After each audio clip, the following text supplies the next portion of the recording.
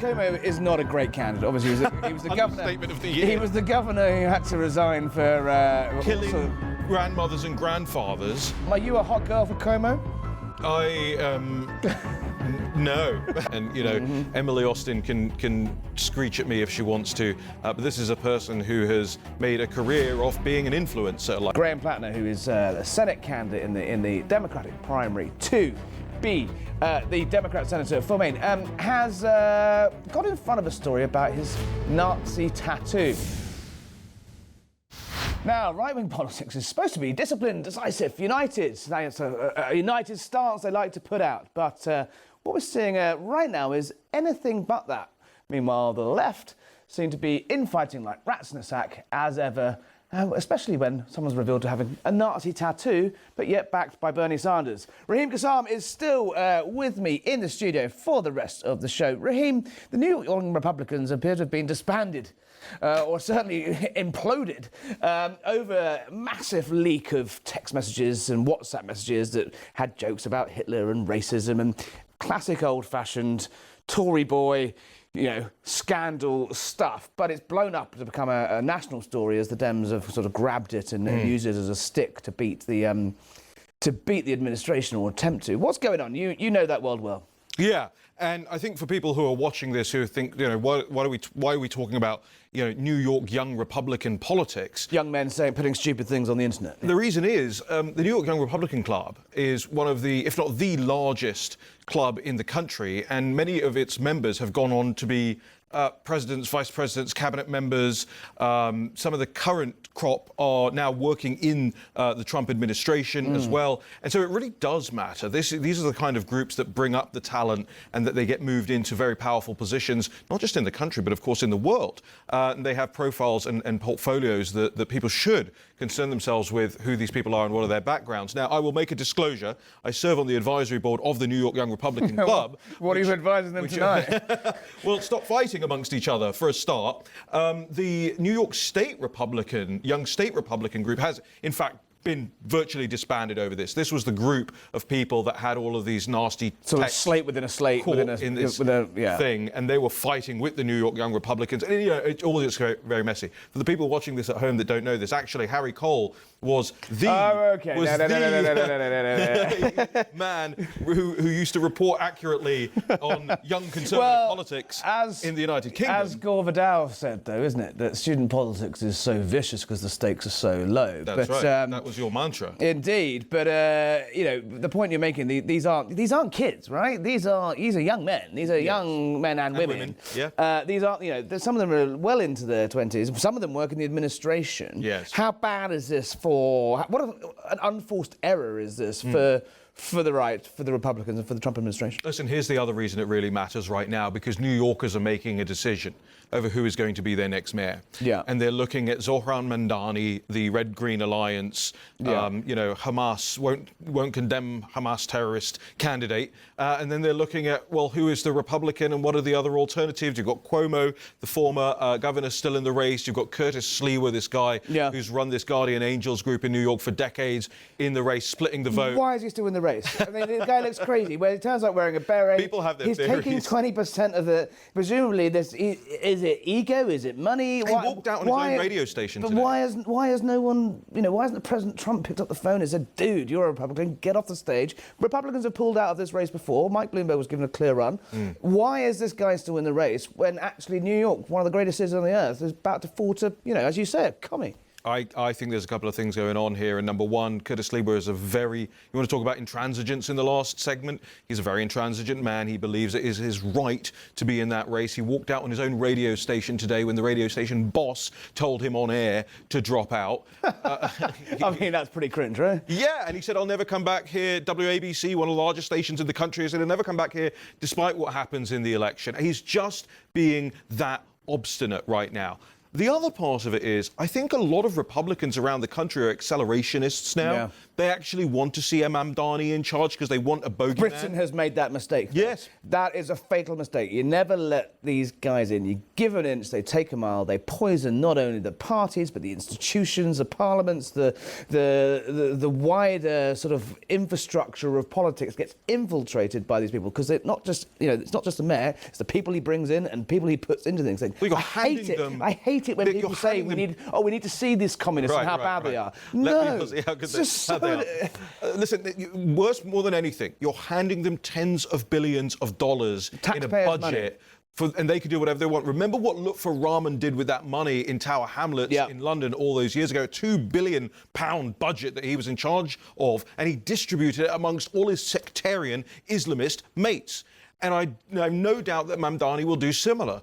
This is a critical error. That's why the infighting is especially on the tips of people's tongues right now, because it's another thing that will lead to Mamdani being victorious. I mean, Cuomo is not a great candidate. Obviously, he was the governor. Understatement of the year. He was the governor who had to resign for killing grandmothers and grandfathers. Well, the COVID stuff was one side of it. There's also some rather fruity personal allegations. Sure. I want to show you a video of one of the most bizarre interventions in American politics I've ever seen. It's Hot Girls for Cuomo. So today, I'm officially starting Hot Girls for Cuomo. So if you are a hot girl for Andrew Cuomo, I want to hear from you. Emily Austin there, launching her new show with a interesting proposition there, Raheem Kassam. Are you a hot girl for Cuomo? No. No, I don't even have a riposte for that. Look, there's a lot of money that gets thrown around influencer circles, and the Cuomo people are throwing a lot of money around at the moment. These things are not organic. I'm happy to say that. And, Emily Austin can screech at me if she wants to, but this is a person who has made a career off being an influencer. Like, she sells herself as a spokesman for things if the price is right. Just on it's supposed to be a Republican. Just on the Hot Girls for Cuomo, though. This is a guy that did face allegations. She's not even that hot. Okay, be nice. Come on, we're all friends. We're all friends. This is infighting. This is exactly the sort of right-wing infighting. I'm trying to create viral clips here, Harry. Exactly the sort of right-wing infighting that allows communists like Zoran Mandami to take over. Well, look, on the point, it sort of sums up quite how bad this entire, the Democrats have got this, the Independents have got this, the Republicans have got this. That the only person that could really stop Mandami is an incredibly flawed and frankly disgraced former politician. I mean, it's not a great proposition, is it? So I think Hot Girls for Cuomo is how Cuomo got in trouble in the first place, right? Yeah. And here's the thing. When I say hot, I use it in a Trumpian sense. This is not somebody... We are the hottest country in the world This is not somebody who people are necessarily going to want to listen to and follow.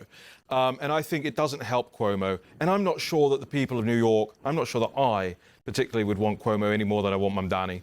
Wow, OK, well, I mean, we'll see how that goes in 4 years' time when taxes in New York are sky high and Florida's real estate is booming as every businessman and anyone earning money flees Manhattan for the sunnier climes. Now, it's not just the right that are fighting.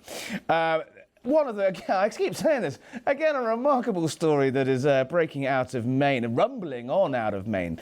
Graham Plattner, who is the Senate candidate in the Democratic primary to be the Democrat senator for Maine, has got in front of a story about his Nazi tattoo.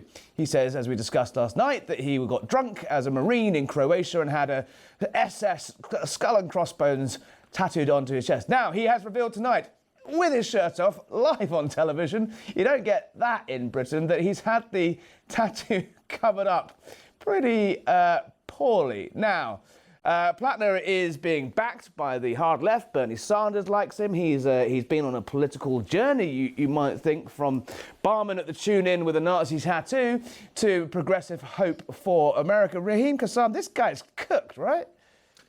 I will say something here that you're not expecting. You have a Nazi tattoo? No, not quite. But you know what's funny is I had a friend in the Italian army at university who, when he was on a lad's night out, they made a decision to get stupid tattoos. They were kids. They were being And idiots. they were drunk. And they were drunk. And they were on shore leave. Exactly. And they did something really fundamentally stupid. Now, the difference here is that he got it corrected pretty sharpish and didn't wait for many years to get it done. Unlike this guy. And critically, it's not running and has never run for office. Whereas this guy is. And this guy is seen to be the next... I mean, talk about people who they are saying is hot. They're saying that he is the next hot thing in the Democrat Party. But this is the type of person he is, and this is the type of things he's done. Now, listen, if he's telling the truth, that he didn't know what he was doing when he got a Totenkopf, then I will have some level of sympathy, right? Yeah. But if it is true, and if it comes out as true that he was going around DC showing this off to people, that's the counter story out there at the moment, then he doesn't need to be just ridiculed and pilloried. He should be banned from the Democratic Party. They should kick him out. He should never be involved in politics ever again for the rest of his life. Bernie Sanders dancing on the head of a pin today, saying, they just don't like him because he's standing up against the genocide in Gaza, blah, blah, blah, blah, blah. This guy's been sort of latched on by the hard left as a sort of future, as you say, hot thing in the Democrats. Not even that hot. If this was yeah, you're on fire tonight. If this was a Republican or even a moderate Democrat, the hard left would be stringing him up. Well, you saw what they did to my friend Joe Kent a couple of months ago when they were alleging that he had some kind of Waffen-SS tattoo or something. Turned out to be completely untrue, but the Atlantic magazine published it anyway. They didn't actually check with him. They didn't get a comment from him. And the whole story they just tried to bury under the rug very quickly. Now, they all came for Joe Kent at the time, national security advisor in the Trump administration, and then they all tried to bury the story. Now they're all making excuses for this guy, right? I opened this segment by saying, look, if he can prove that this was a genuine mistake, then let's see the evidence that you actually tried to get this covered up. But right now, all we're hearing from people who have known him for years is that he used to show this thing off and he knew exactly what it was. We better get to the tune-in to investigate this. I'll be there. Once. Anyway, I believe congratulations of sorts are going your way tonight. Raheem Kassam. Now, your outlet, the National Pulse, has, just as every single mainstream outlet, pretty much, from Fox News to CNN to the Washington Post to the New York Times to the New York Post, not just left-wing, not just right-wing publications, but across the board, have resigned from the Pentagon Press Corps over restrictions put on by the Defence Secretary on soliciting information that's not basically doing journalism, in my view.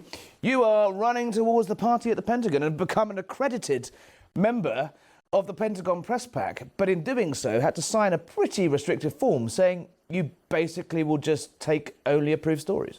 So I, just to conclude on the last point, I saw a little bit of graffiti around Washington, D.C. today that said, fascists eat at Butterworth's. And I thought to myself... Your esteemed establishment. My establishment. And I thought to myself, yeah, but fascists work at the tune-in. So, which is just out the... Okay, all right. Let's not get us barred from there tonight. Listen, no, on that point... I'm barred from there on the Pentagon. On the Pentagon stuff. Listen, here's my point about it, and here's why I was happy to sign that form that says, you can't openly solicit national security advisors for stories in the halls of the Pentagon, right? You can do it virtually. It doesn't say you can't do it elsewhere. It doesn't say you can't meet up with them and develop source relationships or have phone calls or whatever. It's that you can't chase them down hallways, as some of the mainstream press were doing, especially under Trump, to try and elicit national security secrets. I understand. But also, what about criminalising people who handle information from whistleblowers, from sources? I've done it in the past, and I would fall foul of this. I would go to prison for handling what is legitimate public interest information. Yeah, I would actually probably do it myself too, and I would allow the Court of Public Opinion to weigh down enough on the Department of War if I felt like the story was worth it enough to challenge the things that they have in the documentation. So you don't feel like you're being brought in as a patsy? Here's the thing. I want interviews with high-profile people in that department. I want the Secretary of War on the record. I want their spokespeople on the record. There is one way to do that, and it's to be in the building. If the corporate media wants to eschew that and say, we're not going to be there, we're not going to do it, then that's on them. All right, Raheem Kassam, passionate defence there for, it's access journalism, isn't it? Access journalism. All right, we'll see you when you eventually get a story, get locked up. You can come back and we'll come down the line from prison to that one.